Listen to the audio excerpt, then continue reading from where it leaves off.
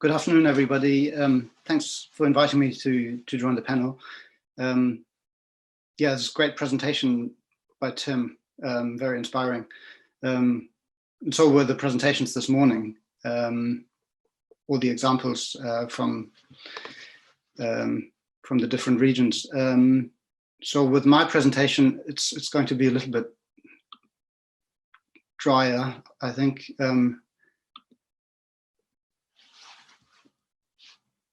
Can you see my screen? Yes. So, Chatham House, so as partner of this project, we've been involved, and it was over the last year a great experience for me, and I learned so many things.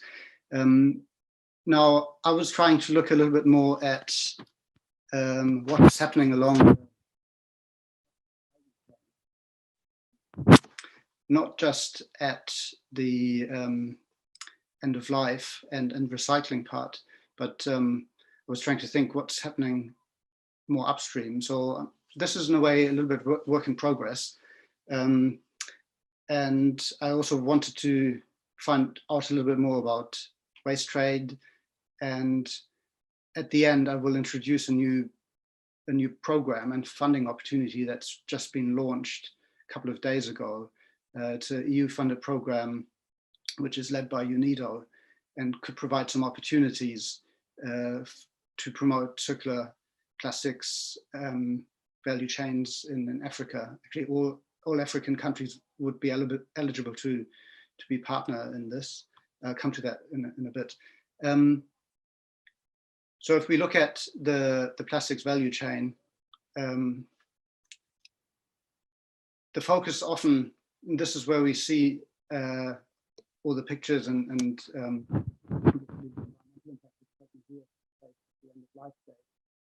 but there's a lot happening upstream as well, and I didn't understand much about it. I still don't know many things which are happening in this area of polymer production and plastic conversion, and I think it's important to find out more what's happening there in order to find solutions. Sorry, Patrick. Just can I interrupt for a second? Your voice keep fading away. I don't know if you can put the monitor, the microphone a little bit higher. Okay, I'll try to get closer. How's this? It's good now. Here now is very good. Yeah, I can hear you very well. Okay, great. So I was looking for information on plastics production in Africa, and there's not a lot of information there. But this publication by Babayemi et al. I think they're Nigerian-based researchers, provides a good overview of where the plastic production hubs in Africa are at the moment. So we can see actually 3 areas here. In Northern Africa, there's a lot happening there along the Mediterranean, then South Africa and Nigeria. Other emerging hubs are also around Ghana and Kenya. But these are the main areas, and these are also the main hubs when it comes to resins and polymers. If we look at the figures here, so this information is quite useful if we wanted to think about what measures need to be taken upstream in the manufacturing phase of plastics. So although this wasn't necessarily focus of our project, it gave the opportunity to understand a little bit more about this. So I tried to find out a little bit more by going through a number of online databases, especially business directories, where the manufacturing is actually happening in terms of numbers of companies. And this is what I found on this dnb.com site, which seemed to be the most comprehensive one. I wasn't actually quite sure whether Morocco really, if that's an accurate number, but it seems definitely that the most production takes place here. So then if you look at Nigeria, Ghana, then my question was actually, does that cover all the companies which are operating in Nigeria, Ghana, Tanzania, etc., or are there more? So the information online is very limited. I think that's one of the data gaps that needs to be addressed also on to have, especially to inform policy in a good way, especially as the production industry, the production is growing very fast. It's important to keep up to date on these aspects. So this is also a recent publication that was published by the Sustainable Manufacturing and Environmental Pollution Program, which is a collaboration between the FCDO and UNCTAD, and it was published by the Stockholm Environment Institute. And they were looking at which manufacturing sectors in sub-Saharan Africa are considered to be those with very heavy environmental impact. And we see, so plastics is not the main area that, based on stakeholders' information and the interviews that were conducted, it's not the main polluting industry, but it does still account for a significant amount of pollution during the manufacturing stage. So it's not only that end-of-life plastics has impacts, but also in the upstream production phase, there's some impact as well that so far probably not necessarily addressed. I found this in a publication by the South African Department of Trade and Industry about South Africa plastics production, and it's quite also in comparison to imports of plastics. So we see that the majority of plastics production in South Africa is for packaging. Then in terms of imports, we see a lot of imports of plastics for various other industries or users. And arguably, many of these are also higher value type of plastics. So for the plastics industry in African countries, I think there should be, in terms of when we think about also innovation and how to get higher value, how to move into these other areas so that plastics production can also generate higher value products apart from the packaging. And for example, the example of 3D printing and these innovations around other digital technology, I think they'd be very helpful to make these opportunities reality. And then what also needs to be considered is the link to what's happening in food and beverages sector. So that's been pointed out in a number of research publications. So these trends are very much coupled, especially trends in food and beverage sector will very much also influence how plastics is being used in the packaging industry. And so the solutions for this also need to be considered together, which requires cross-industry dialogue and also policy making around plastics needs to consider also the food and beverages industry. So I've then also tried to have a look at information that's available on current material recovery facilities across Africa and the plastic recycling plants. So, and this is the information that's available online, and again, I'm not sure if this is it probably does not cover all the recycling plants and businesses which are operating, but also again compared to the information previously about the production facilities. So there's a big gap of how much is being produced and how much is being recovered and recycled. So I did try also to understand if if there's a large amount of plastic waste that's being shipped to Africa.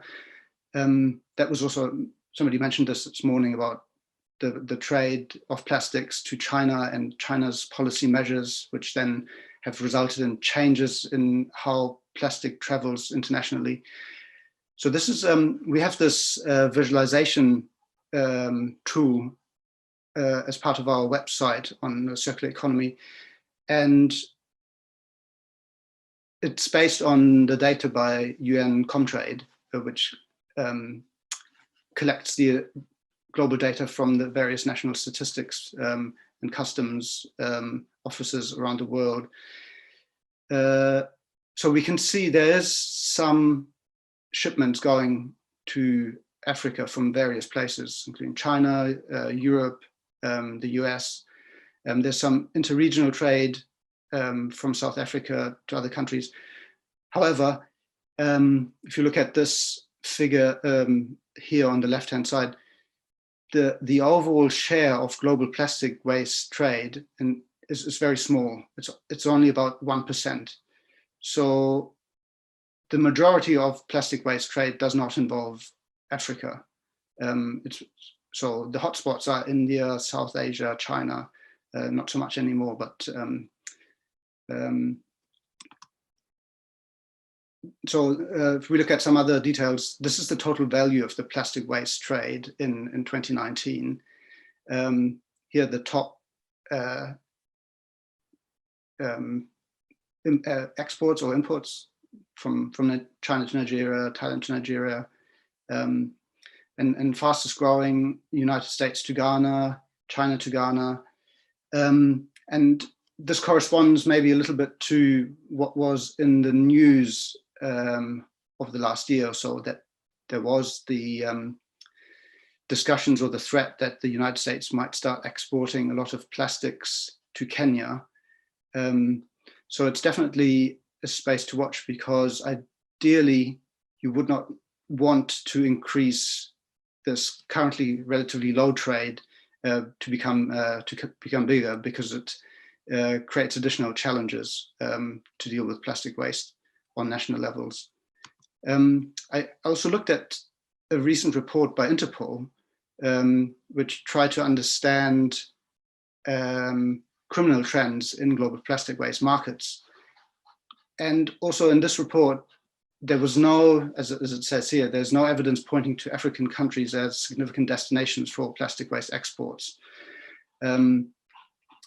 So at the moment, this is not happening. However, the report also mentioned that potentially there could be because there are currently significant numbers of illegal e-waste trade, and potentially these channels could also be used to start illegal plastics trade. So that's also something to be watched. Now this is as part of the project, the Ditch project. We tried to think through also how the various digital technologies that are already being used, how do they link up across the value chain. And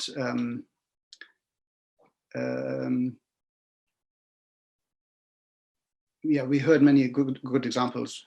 To save time, I don't want to go into this maybe in detail, but I do again think our project is really at the forefront of finding solutions to many of the issues, and create higher value, reduce waste, and really creating circularity within the system. So now coming to this project that I mentioned at the beginning.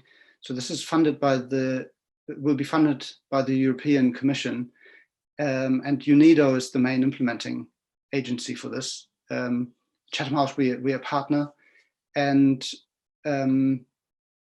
so if you see the link here, you can follow that link and get some more information. It is about creating partnerships to develop solutions for circular plastic packaging. And as I mentioned, all African countries are eligible. but the way the project will work is through a European brand or multinational company which has suppliers in African countries. So you could think, for example, either Nestle and their packaging suppliers, or maybe Danone and their plastic packaging suppliers, or maybe retailers like Carrefour. They would be involved to create these partnerships with local suppliers and local entrepreneurs. So these are some of the solutions or interventions that could be funded. They involve the design stage, production stage, and end of use stage, looking at redesign of packaging for reuse, biodegradable recyclability, providing alternatives to single-use packaging, actions to increase use of post-consumer resin. During the production stage, UNIDO will offer technical assistance to use resource efficiency and cleaner production assessment tools that have been already used in many other industries and have not yet been applied sufficiently at the plastics manufacturing industry. And then end of use stage, looking at reverse logistics solutions, including take-back schemes, et cetera, et cetera. So I think that could be of interest for many of our Dutch stakeholders, the project stakeholders, and the wider network. So yeah, please do go and have a look at this link and the website that UNIDO set up, especially if you have contacts to suppliers and or some European brands which are operating in your country. If you could leverage those contacts and maybe get involved. So that's all from me. I stop here. Thank you very much.